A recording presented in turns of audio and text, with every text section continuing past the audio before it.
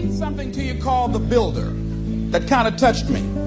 Because when you start looking at giving your best at all times, that's not easy. But when you are committing yourself to doing something, those are the standards that you set for yourself, because that's who you are.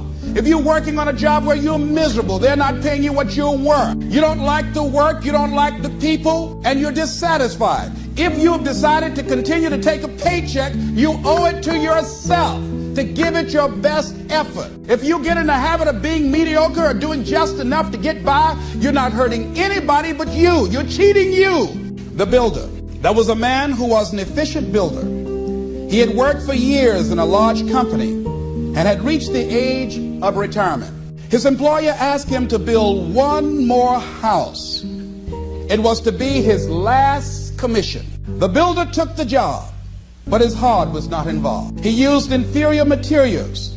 Timber was poor, and he failed to see the many things that should have been clear to him had he shown even his normal interest in his work. When the house was eventually finished, his employer came to him and said, "The house is yours. Here's the key.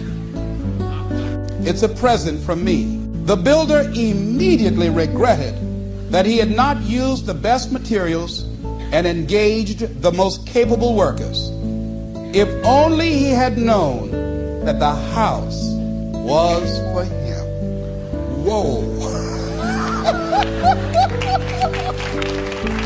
If he had made a commitment with his life, with his craft, that I'm going to give my best at all times, even if this is my last job, I'm going to give it my best shot, because that expresses who I am, he would have been more appreciative of that gift. Would you imagine that? I think that makes a very good point.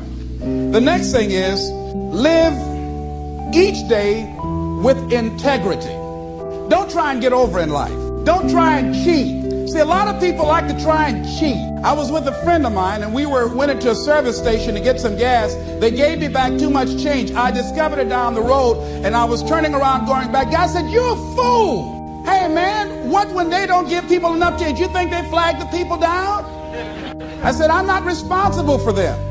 I'm responsible for me." I went back and I told the guy, "Excuse me, sir, you gave me a $20 bill too much." I gave it to the guy just took it and walked away, didn't say thank you. The guy in the car laughed, said, "I told you, you fool. I'd have kept that." I said, I'm not responsible for his attitude. I don't care. Knowing that he would not say thank you, I would still give it back to him. Because my image of myself says, hey, you don't take something that doesn't belong to you. Don't try and cheat. Say, well, this little bit won't count. Everything counts.